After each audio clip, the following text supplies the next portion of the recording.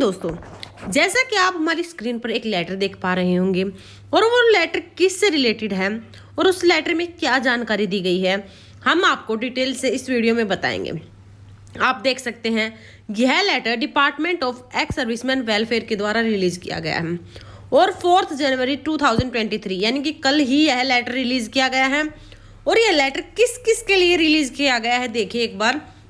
The chief of defence staff, the chief of army staff, the chief of naval staff and air staff के लिए, यानी कि वायुसेना, थल सेना और आर्मी जो भी है सभी के लिए यह लेटर रिलीज किया गया है। इसका सब्जेक्ट क्या है? सब्जेक्ट है next revision of pension of defence force family pensioners under 1 rank 1 pension, यानी कि यह लेटर OROP से रिलेटेड है। देखिए इस लेटर को डिटेल से आपको बताते हैं। The undersign is directed to the refer provision contain in para 3V of the ministry letter number this, यानी कि दोस्तों यह एक लेटर नंबर है OROP का। कौन सा लेटर नंबर है? 7/11/2015, यानी कि जब आपकी OROP फर्स्ट रिलीज हुई यह उसी का लेटर नंबर है। Regarding refixation of pension of defence force personnel under OROP in future every 5 year. जैसा कि आप सभी को पता है कि आपकी जो OROP है वो हर 5 साल में रिवाइज की जाती है, तो यह जो फर्स्ट लेटर की डेट है और उसका नेक्स्ट रिवीजन होना है 2019, यानी कि अब लेटर आ चुका है तो सर्कुलर भी जल्दी ही जारी हो जाएगा, तो आपकी OROP है जो टेबल वो भी जल्दी ही रिलीज होने की जो संभावना है वो जताई जा रही है। आगे देखते हैं। The president is please to decide the next revision of pension under OROP scheme would be effective from 1/7/2019। Revision of pension is based on the principle adopted in MOD letter date 7/11/2015 which are as under, यानी कि यह जो letter है 2015 का कब तक effective होगा? 1/7/2019 तक। The pension of past pensioners would be refixed on the basis of pension defense force retired of the calendar year 2018 and the benefit will be effective from 1/7/19, यानी कि जो कैलेंडर होगा OROP का वो फिर से रिफिक्स्ड कब किया जाएगा? 2018 में। लेकिन जो ये पहला लेटर था कब तक बेनिफिशियल था? 2019 तक। तो फिर आप सभी जानते हैं कि 19 में आपकी नई OROP यानी कि 2 रिलीज होनी थी, लेकिन वो किसी कारणवश नहीं हो पाई। फिर आगे देखते हैं।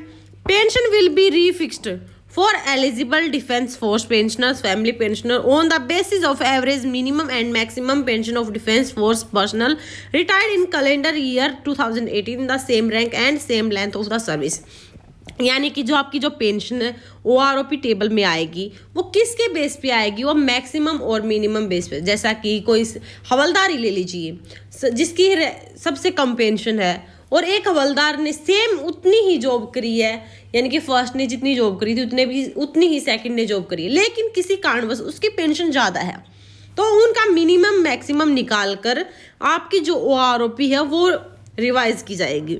Pension for those drawing above the average shall be protected. इसका मतलब यह नहीं है कि किसी भी पेंशन, यानी कि एक हवलदार को ज़्यादा पेंशन मिल रही है और एक को कम, तो ज़्यादा वाले की पेंशन कट नहीं की जाएगी बल्कि उन्हें प्रोटेक्टेड कर लिया जाएगा।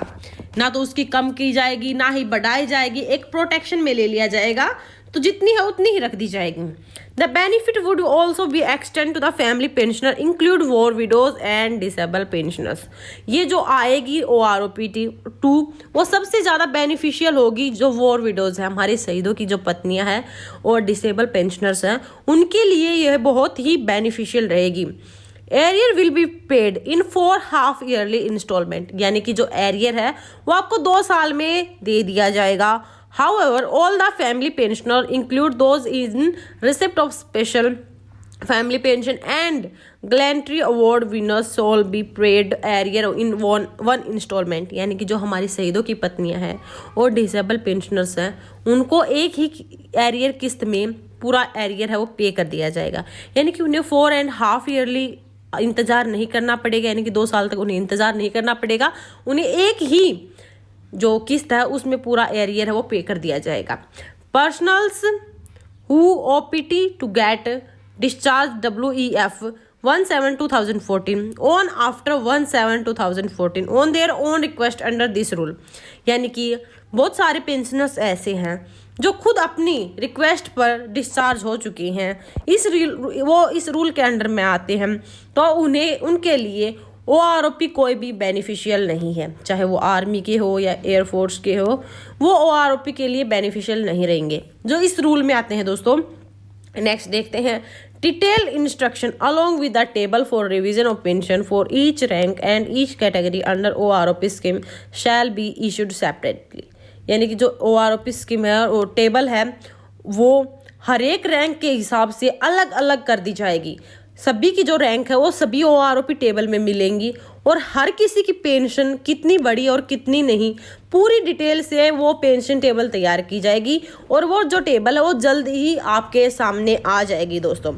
This issue will be concern to finance division of the ministry vide their ID note number this and this date 12/2022।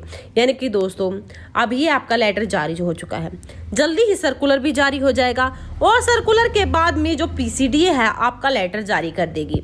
तो दोस्तों खुशी मनाइए, जल्दी ही आपका जो OROP टेबल है और आपका एरियर वो आपके सामने होगा। और दुख भी मनाइए कि आपको जो एरियर है, खुद का ही एरियर, वो 2 साल में मिलेगा, वो भी किस्तों के रूप में दोस्तों। तो अगर आपको हमारी यह वीडियो अच्छी लगी है तो आपसे रिक्वेस्ट है कि आप कमेंट जरूर करिएगा और चैनल को शेयर एंड लाइक सब्सक्राइब कर दीजिए। फिर मिलते हैं एक और ऐसी वीडियो के साथ, तब तक के लिए धन्यवाद। जय हिंद, जय भारत।